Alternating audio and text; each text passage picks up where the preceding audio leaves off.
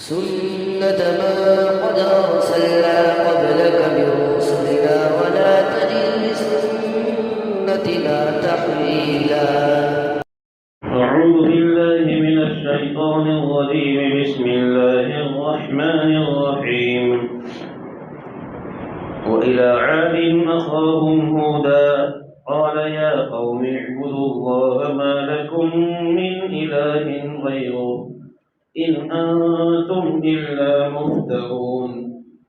يا قوم لا أسألكم عليه أجرا إن أجري إلا على الذي فطرني أفلا تعقلون. ويا قوم استغفروا ربكم ثم توبوا إليه يرسل السماء عليكم مدرارا ويزدكم قوة إلى قوتكم ولا تتولوا مجرمين. قالوا يا هود ما جئتنا ببينة وما نحن بتاركي آلهتنا عن قولك وما نحن لك بمؤمنين إن نقول إلا اعتراك بعض آلهتنا بسوء. قال إني أشهد الله واشهدوا أني بريء مما تشركون من دونه فكيدوني جميعا ثم لا تنظرون. محترم دوستو بزرگو، نوح علیہ السلام کے اس دنیا سے چلے جانے کے بعد ایک مدت تک لوگ اللہ کے دین پر قائم رہے. ایک لمبی مدت گزر گئی. پھر آہستہ آہستہ لوگوں میں بے دینی آنا شروع ہوئی، اور جس طرح نوح علیہ السلام کی قوم نے بت بنائے تھے عبادت کے لیے، ایسے ہی بعد کی قوموں نے بھی اللہ کے ساتھ شریک کرنے کے لیے بت بنائے اور اس کی پرستش شروع کر دی. ان میں نوح علیہ السلام کے بعد سب سے پہلی وہ قوم جس نے بتوں کی پوجا شروع کی اس کا نام عاد ہے. عاد ایک بڑے خاندان کا نام ہے جس کے 13 قبیلے تھے، اور ان 13 قبیلوں کا جو مین بادشاہ تھا اس کا نام تھا عاد. اس لیے اس کو قوم عاد سے تعبیر کرتے ہیں، ان کا نام عاد ہے. اور یہ عاد کے سارے قبیلے نوح علیہ السلام کے بیٹے سام کے اولاد میں سے، انہی کی نسل میں سے. تو یہ عرب ہے، اصلی عرب. ان کی زبان بھی عربی تھی، لیکن یہ لوگ جو رہتے تھے وہ یمن، حضرموت، عمان، یہ جو علاقے ہیں وہاں رہتے تھے. وہاں کے ریتیلے علاقے میں رہتے تھے. وہ ریتیلے علاقے جن میں چھوٹے چھوٹے ریتیلے پہاڑیاں ہوتی ہیں، اوپر نیچے زمین ہوتی ہے، ایسے علاقوں میں یہ لوگ رہتے تھے. یمن کے یہ علاقے، حضرموت ہے، عمان ہے، دریا سے کچھ قریب پڑتا تھا یہ علاقہ. اللہ رب العزت نے اس قوم کو بڑا متمدن بنایا تھا. یعنی جیسے اس زمانے میں ہم دیکھتے ہیں کہ ہمارے اس زمانے میں بہت ساری قومیں متمدن ہیں، پڑھی لکھی ہے، ترقی کرتی ہے دنیاوی حساب سے، بہت کچھ چیزیں ایجاد کرتی ہے. ایسی قومیں دنیا میں ہے. ایسے ہی اللہ نے ان کو بھی صلاحیت دی تھی، قوم عاد کو. ایک طرف ان کو جسمانی طاقت بھی دی تھی،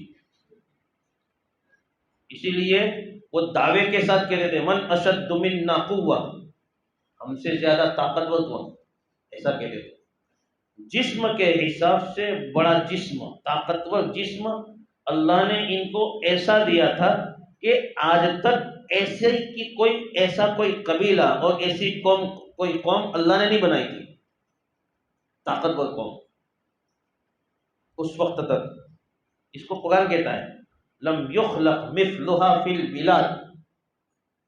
دنیا میں اس جیسی طاقتور قوم اللہ نے نہیں پیدا کی تھی، ایسی اس قوم کو اللہ نے بنایا تھا. طاقتور قوم تھی تو جسم کے اعتبار سے بڑے ڈیل ڈول والی طاقتور قوم، صلاحیت کے اعتبار سے بہت متمدن تہذیب یافتہ قوم تھی، دنیاوی فنون میں بہت آگے تھی. اسی لیے قرآن میں ان کے بارے میں دو باتیں خاص طور پر اللہ نے ذکر کی ہیں. اتبنون بکل ریع آیۃ تعبثون وتتخذون مصانع لعلکم تخلدون. عاد قوم کے بارے میں اللہ فرماتے ہیں تم لوگ ہر اونچی جگہ پہ یادگاریں بناتے ہو، یادگار چیزیں بناتے ہو جس سے صرف تم کھلواڑ کرتے ہو، یعنی اس کی تم کو ضرورت نہیں. اپنی صلاحیت کی بنیاد پر اونچی جگہوں پر یہ لوگ بڑی تعمیرات قائم کرتے تھے جس کا مقصد رہنا نہیں تھا، کیونکہ یہ لوگ تو ریتیلی زمین میں رہتے تھے، گویا خیموں کی شکل میں رہتے تھے. یہ قلعے بناتے تھے یا بڑی بڑی تعمیرات خوبصورت بناتے تھے، اس کا مقصد یہ نہیں تھا کہ اس میں رہے، ان کی کوئی ضرورت نہیں تھی. قرآن کہتا ہے اتبنون بکل ریع آیۃ تعبثون. فضول کام کے لیے یہ لوگ، کھیلنے کے لیے، فضول کام کے لیے یہ لوگ بڑی بڑی بلند عمارتیں بناتے تھے، اپنا سارا پیسہ مال و دولت اس کے پیچھے خرچ کرتے تھے. دوسرا کام کیا کرتے ہیں وَتَتَّخِذُونَ مَصَانِعَ لَعَلَّكُمْ تَخْلُدُونَ. مصانع کہتے ہیں اس زمانے کے حساب سے فیکٹری کو کہتے ہیں مصانع. خاص کوئی کاریگری جس کا فن ان کے پاس تھا. علامہ ابن کثیر رحمۃ اللہ علیہ نے لکھا ہے مصانع سے مراد ہے مآخذ الماء، پانی لانے کے راستے. اس زمانے میں ہم کو جیسے ضرورت پڑتی ہے زمین سے پانی نکالنے کی، تو اس کے لیے نئی ٹیکنالوجی میں بورنگ کروایا جاتا ہے.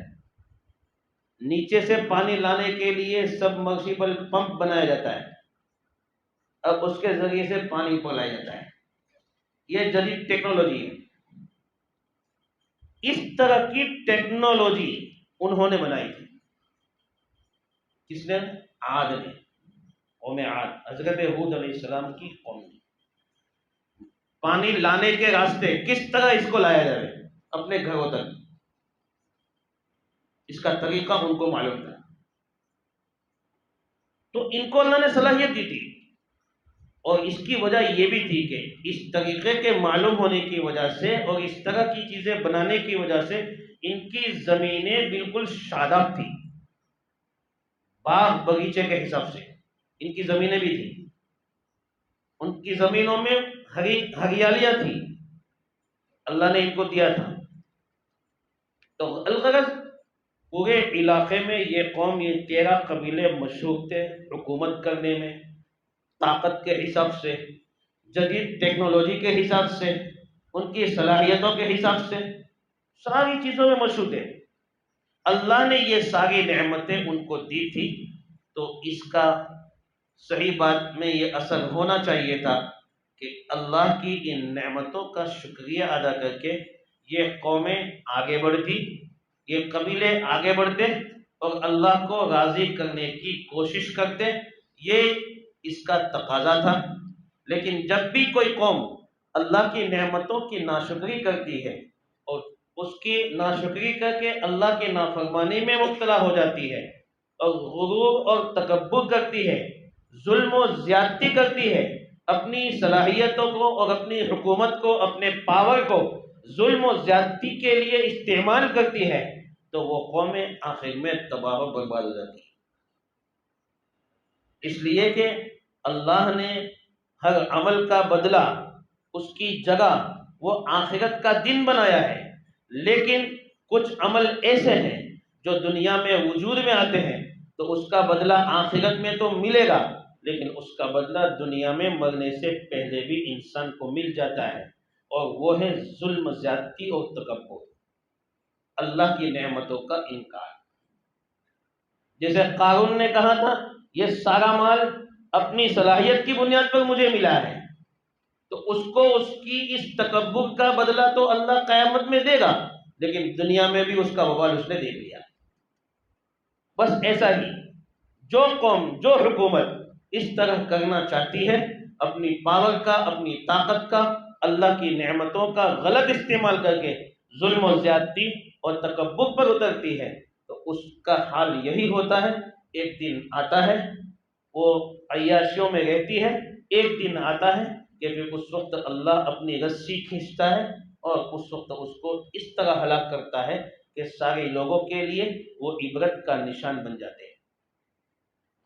تو ان لوگوں کو بھی چاہیے تھا، قوم عاد کو بھی، اتنی ساری نعمتیں جب اللہ نے دی ہیں تو اللہ کا شکر ادا کر دیں، کسی پر ظلم نہ کر دیں، لیکن ظلم بھی غریبوں پر۔ وَإِذَا بَطَشْتُمْ بَطَشْتُمْ جَبَّارِينَ، قرآن کہتا ہے ان کے بارے میں، نعمتوں کا ناشکری تو کی، ناشکری میں اللہ رب العزت کے ساتھ دوسروں کو شریک کیا، بت بنائے، بتوں کی پوجا کی۔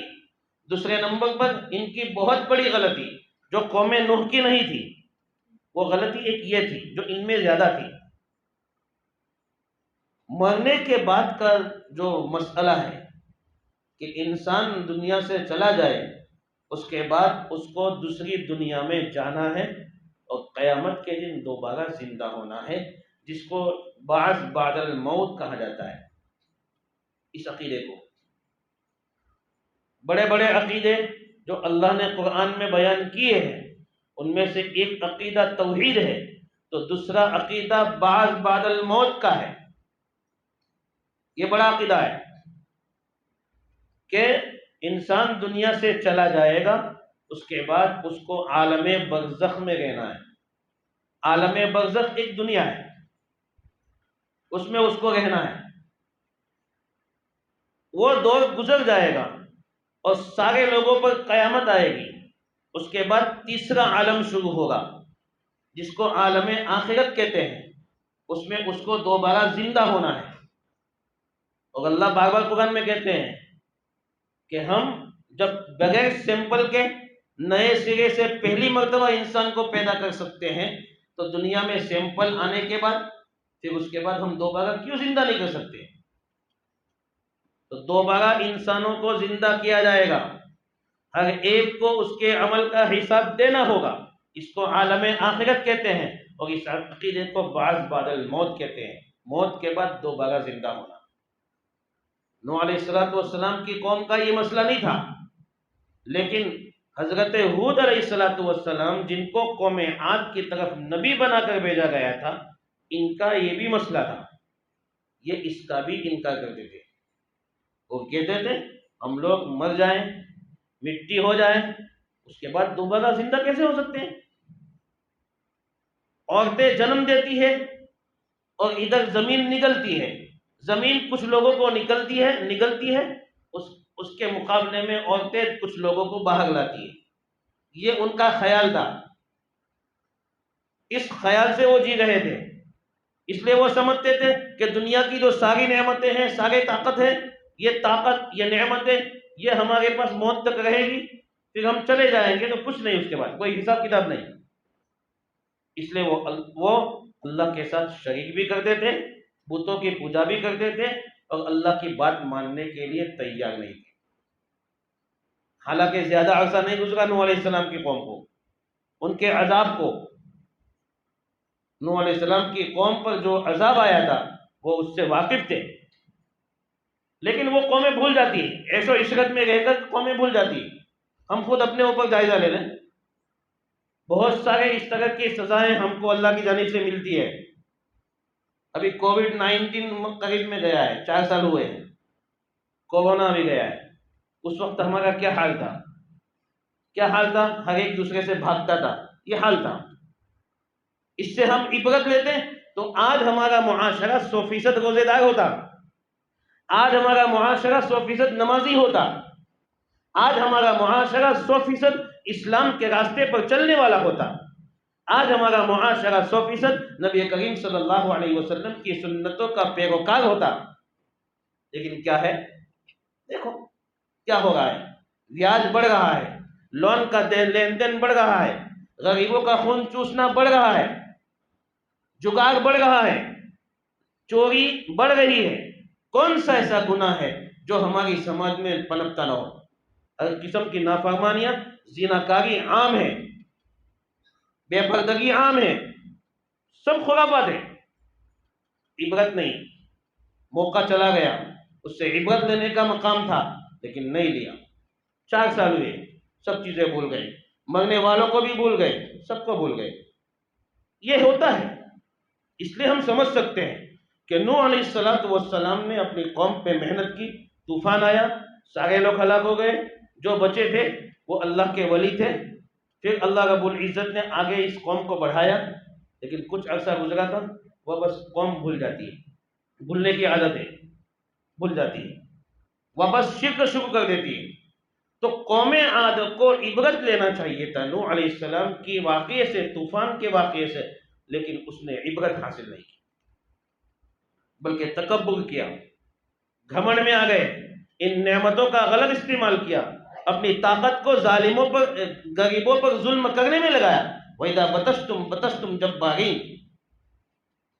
جس کے نتیجے میں اللہ رب العزت نے اپنے عادت شریفہ کے مطابق ارادہ فرمایا کہ اس قوم کے پاس نبی بھیجا جائے اس کو سمجھانے کے لیے۔ تو اللہ رب العزت نے انہی کے خاندان میں سے، انہی میں سے ایک فرد کو، جن کا نام حضرت ہود علیہ السلام ہے، ان کو اللہ نے بھیجا۔ اللہ رب العزت نے ہود علیہ السلام کو بھیج کر وہی باتیں سمجھائی جو حضرت نوح علیہ السلام نے اپنی قوم کو سمجھائی تھی۔ سب سے پہلی بات توحید والی، جو خرابی ان کے اندر موجود تھی، وہ بات کہ اللہ کو ایک مانو۔ یہ دعوت ہر نبی کی رہی ہے، ہر زمانے میں مشرک رہتے ہیں، ہر زمانے میں۔ ہاں ایک اور چیز ہے کہ بہت کم لوگ ایسے ہوتے ہیں جو اللہ کو نہیں مانتے۔ مشرک کا مطلب اللہ کو مانتے ہیں لیکن اللہ کے ساتھ دوسرے بتوں کی بھی پوجا کرتے ہیں، اس کو کہتے ہیں مشرک۔ لیکن ایک ہوتے ہیں دہریہ لوگ، ملحد لوگ، جو اللہ کو نہیں مانتے، وہ یہ سمجھتے ہیں کہ دنیا خود بخود چل گئی ہے، اس کو کوئی چلانے والا نہیں ہے۔ ایسے بہت کم لوگ ہیں۔ قرآن کریم کی تفسیر لکھنے والے علماء میں سے ایک عالم ہے محمد ابن عمر غازی رحمۃ اللہ علیہ، جن کا انتقال سن ہجری 606 میں ہوا، یعنی 7ویں صدی کے شروعات میں۔ سن ہجری میں کہتا ہوں، ہجرت سے 600 سال کے بعد، 606 میں ان کی تفسیر ہے، تفسیر فخر الدین رازی۔ تفسیر میں انہوں نے لکھا ہے کہ میں نے ہندوستان کا سفر کیا۔ کہاں کا؟ ہندوستان کا۔ تو ہندوستان کا سفر کیا تو یہاں کی قوموں کو مشرک پایا، لیکن میں نے کسی ایسے آدمی کو نہیں پایا جو اللہ کا انکار کرتا ہو۔ مشرک ضرور پایا، میں نے ترک کا سفر کیا، ترک کی قوموں کو میں نے مشرک ضرور پایا، لیکن ایسا نہیں پایا کہ جو کس کا انکار کرتا ہو؟ اللہ کا۔ تو اللہ کا انکار کرنے والے تو ملحد لوگ ہیں، جن کو ابھی تک سمجھ میں نہیں آیا کہ دنیا کسی کے چلانے سے چلتی ہے۔ چھوٹی سی چھوٹی چیز بنانا ہو تو اس کے لیے بنانے والا چاہیے، لیکن اتنی بڑی دنیا بغیر بنانے والے کے بن گئی ہے۔ اتنی بڑی بیوقوفی ان کی سمجھ میں نہیں، ان کی خیال میں یہ بیوقوفی ہے، یہ بات سمجھ میں نہیں آتی۔ سب باتیں، چھوٹی سی چھوٹی بسکٹ بنانی ہو تو بنانے والا چاہیے، چاکلیٹ بنانی ہو تو بنانے والا چاہیے، اور آسمان و سورج، آسمان کو، زمین کو، سورج کو، چاند کو، ستاروں کو بنانے والا کوئی نہیں، خود بخود بن گئی۔ تو ایسے لوگ کم ہیں، ہے دنیا میں لیکن کم ہیں۔ عاد جو تھی قوم عاد، وہ ایسی نہیں تھی، وہ اللہ کو مانتی تھی لیکن ساتھ میں شرک کرتی تھی، اپنے ہاتھوں سے بنائے ہوئے بتوں کو پوجتی تھی۔ تو اس عقیدے کو مٹانے کے لیے اور توحید والے عقیدے کو زندہ کرنے کے لیے اللہ رب العزت نے حضرت ہود علیہ السلام کو ان کی قوم عاد کے پاس بھیجا۔ انہوں نے سب سے پہلے تو توحید کا عقیدہ سمجھایا، جس کو میں تفصیل سے بیان کر چکا ہوں، اور ساتھ ساتھ میں یہ بھی سمجھایا کہ مرنے کے بعد اللہ کے سامنے پیش ہونا ہے، بعد الموت کا عقیدہ بھی سمجھایا، اور یہ کہا کہ میں تمہارا خیر خواہ ہوں، تمہاری بھلائی چاہتا ہوں، تمہاری بھلائی کے لیے میں سمجھاتا ہوں۔ میرا مقصد یہ نہیں ہے کہ میں تم سے کوئی اجر طلب کروں، میرا اجر تو اللہ مجھے دے گا۔ اس لیے اللہ کا عذاب آوے اس سے پہلے تم سمجھ جاؤ، اللہ کے عذاب سے پہلے تم سمجھ جاؤ اور توبہ کر لو۔ اس توبہ کے نتیجے میں اللہ رب العزت جو تمہاری نعمتیں ہیں اس کو باقی رکھتے ہوئے اس میں اضافہ کرے گا۔ وہ کیا فرماتے دیکھو، یا قوم استغفروا ربکم ثم توبوا الیہ یرسل السماء علیکم مدرارا ویزدکم قوة الی قوتکم ولا تتولوا مجرمین۔ اے قوم، تم اپنے رب سے معافی تو مانگ لو، اپنے گناہوں کی شرک کی، اللہ کی طرف رجوع ہو جاؤ۔ اس کے نتیجے میں تمہیں جو ضرورت ہے اس وقت بارش کی، میں نے بتایا کہ ان کے اندر صلاحیت تھی پانی کو لانے کی، لیکن اللہ رب العزت نے پہلے ان کو صرف سزا دکھانے کے لیے ان کے پانی کو ختم کر دیا تھا۔ خشک سالی 3 سال تک رہی۔ کتنے سال تک؟ 3۔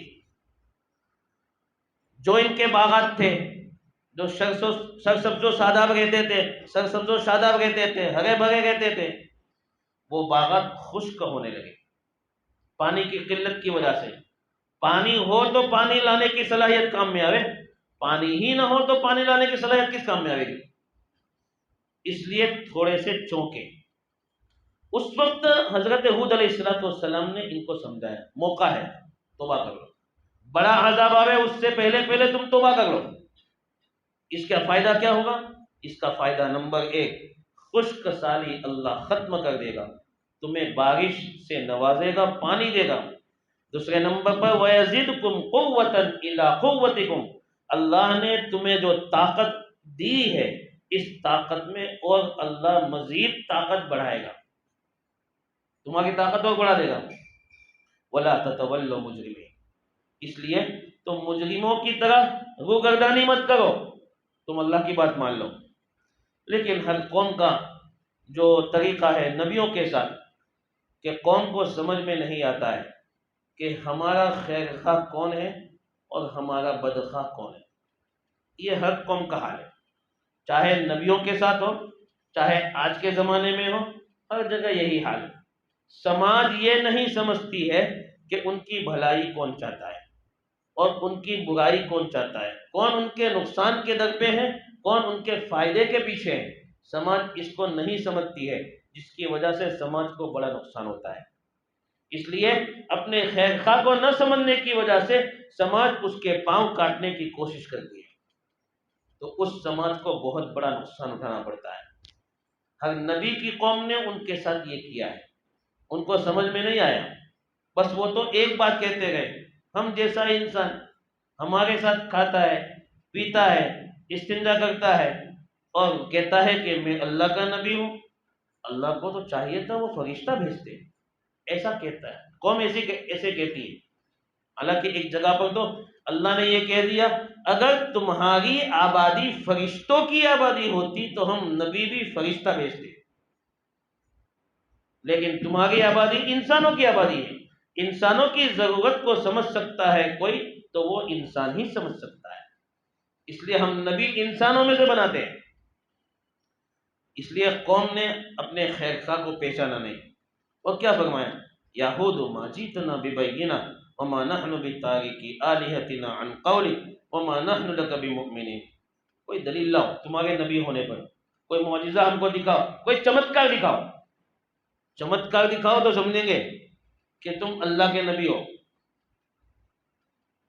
ہم تمہاری بات ماننے والے نہیں ہیں، تمہاری بات کی وجہ سے ہم جن معبودوں کی پوجا کرتے ہیں ان معبودوں کی پوجا چھوڑنے والے نہیں ہیں اور تمہاری بات ماننے والے نہیں۔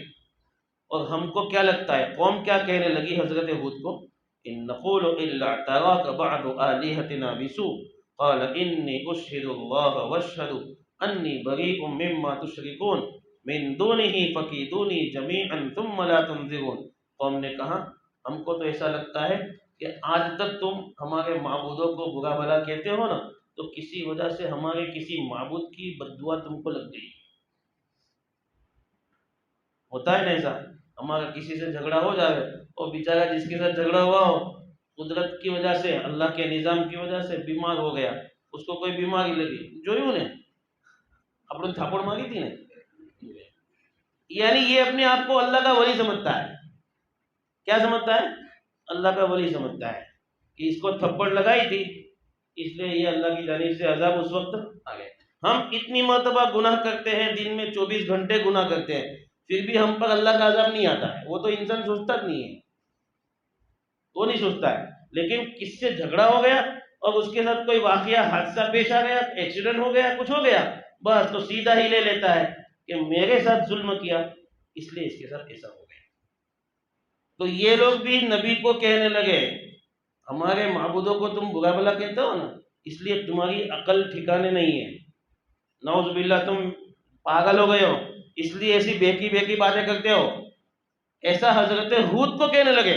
حضرت ہود نے فرمایا انی اشہد اللہ واشہد انی بریء مما تشرکون من دونی، میں خود اللہ کو گواہ بناتا ہوں، تم کو بھی گواہ بناتا ہوں کہ تم اللہ کو چھوڑ کر اللہ کے ساتھ جن معبودوں کو شریک کرتے ہو اس سے میرا کوئی تعلق نہیں، تم ان معبودوں کے ساتھ مل کر میرے خلاف سازش کر لو، مجھے بالکل مہلت مت دو، ان معبودوں کے ساتھ مل کر تم سازش کر لو، مجھے کوئی پرواہ نہیں، مجھے کچھ نہیں ہوگا۔ انی توکلت علی اللہ ربی و ربکم، کیونکہ اللہ نے مجھے اللہ پر بھروسہ ہے، میرا رب ہے وہ، تمہارا بھی رب ہے، مجھے اس پر بھروسہ ہے، اس لیے میری پیشانی بھی اس کے ہاتھ میں، اور دنیا میں بسنے والے ہر جانور کی پیشانی اس کے ہاتھ میں، اس کے قبضے قدرت میں، اس کے چاہنے کے بغیر کچھ نہیں ہو سکتا ہے، وہ جو چاہتا ہے وہ ہوتا ہے، اس لیے کیسی سازشیں کر لو تمہارے بتوں سے مل کر میرے خلاف، لیکن کچھ نہیں ہوگا۔ اس لیے انسانوں کی سازشوں سے ڈرنا نہیں چاہیے، مخلوق چاہے جتنی سازش کر لے حق کے خلاف، ایک نہ ایک دن حق والا کامیاب ہوتا ہے اور آگے بڑھتا ہے۔ اس لیے حود علیہ السلام نے فرمایا ان ربی علی صراط مستقیم فإن تولوا فقد ابلغتکم ما ارسلت به الیکم ویستخلف ربی قوما غیرکم ولا تضرونه شیئا ان ربی علی کل شیء حفیظ۔ ایک بات سن لو، اگر آج تم نے میری بات نہیں مانی اور روگردانی کی تو اس کا نتیجہ یہ ہوگا اللہ تمہاری جگہ دوسری قوموں کو لے آئے گا۔ یہ اللہ کا نظام ہے، اللہ کسی کا محتاج نہیں، اس لیے اس کو خلافت کا کام لینا ہوتا ہے تو وہ کسی نہ کسی کو لے آتا ہے اور ایسی قوموں کو کھڑی کر دے گا جن کے بارے میں ہم سوچتے بھی نہیں ہوں گے کہ یہ قوم ایسی ہے، وہ ایسی تھی لیکن اللہ نے ان سے کام لے لیا۔ اس لیے ہمیں اپنے آپ پر فخر نہیں کرنا چاہیے، اس لیے حود علیہ السلام سمجھا گئے روگردانی کرو گے، اللہ کی بات نہیں مانو گے تو اس کا بڑا نقصان یہ ہوگا کہ دنیا میں تمہاری خلافت چھین لی جائے گی۔ ہم تاریخ اٹھا کر دیکھیں، بڑے بڑے لوگ جو کہلاتے تھے کہ دنیا میں یہ سب سے امیر ہے، تاریخ میں کہلاتے تھے، جن کی فیکٹریاں کمپنیاں چلتی تھی، لیکن ایسے موقع بھی آئے کہ وہ امیر کے غریب ہو کے دنیا سے گئے، بہت سارے لوگ ایسے تاریخ میں لکھا ہے، سب کی کہانیاں موجود ہیں۔ اس لیے دن پلٹتے دیر نہیں لگتی ہے، اس لیے ہم اپنے ان عہدوں پر، ان مال و دولت پر میرے دوستو فخر نہ کریں، بلکہ اللہ کی نعمت سمجھتے ہوئے اس کا صحیح استعمال کریں۔ اگر ہم نے صحیح استعمال نہیں کیا تو ہماری جگہ دوسری قومیں آئے گی، جن کے بارے میں ہم سوچ بھی نہیں سکتے ہیں. علماء نے لکھا ہے، آج بھی ہمارے بڑے بڑے علماء جو باہر دوسرے ممالک میں سفر کرتے ہیں تو وہ کہتے ہیں کہ وہاں کی کارگزاریاں سن کر کہتے ہیں کہ وہاں آج کیسے کیسے غیر مسلم لوگ ایمان میں داخل ہو گئے ہیں اور فوج کی شکل میں داخل ہو گئے، جماعتوں کی شکل میں داخل ہو گئے، اور اللہ ان کے ذریعے سے کام لے رہا ہے. اس لیے میرے دوستوں، یہ تو ہونا ہی نہیں چاہیے کہ ہم اپنی ان نعمتوں کو فخر کریں. حود علیہ السلام نے فرمایا وَيَسْتَخْلِفُ رَبِّي قَوْمًا غَيْرَكُمْ، میرا رب تمہاری جگہ دوسروں کو لے آئے گا. وَلَا تَضُرُّونَهُ شَيْئًا، تم اللہ کو کچھ بھی نقصان نہیں پہنچا سکو گے. اس لیے سنبھل جاؤ، سنبھلنے کا موقع ہے، توبہ کر لو. لیکن اس قوم نے توبہ نہیں کی. جب توبہ نہیں کی تو اللہ رب العزت کا جو فیصلہ ہے وہ فیصلہ آ گیا. اللہ ایسے فیصلوں سے ہماری حفاظت فرمائے. انشاءاللہ عند کل بیان. سبحان اللہ و بحمدہ، سبحان اللہ.